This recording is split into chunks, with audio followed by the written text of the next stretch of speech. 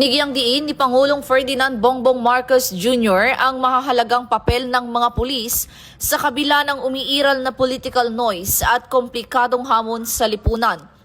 Sa kanyang talumpati sa oath-taking ng mga bagong star-ranked generals ng Philippine National Police, sinabi ng Pangulo na ang mga mamamayan ay umaasa sa mga pulis bilang agarang linya ng proteksyon sa gitna ng social divides, political tensions at digital na banta na maaaring lumampas sa pisikal na espasyo.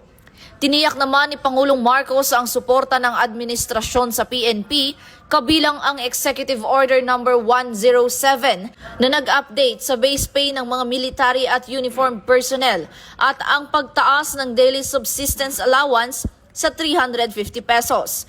Binanggit din niya na ang kapakanan ng pamilya ng pulis ay mahalaga sa kanilang serbisyo sa bayan.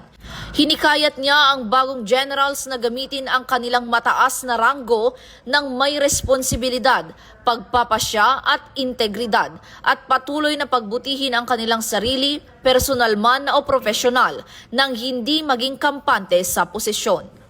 At ito ang bagong PNP para sa bagong Pilipinas, serbisyong mabilis, tapat at nararamdaman.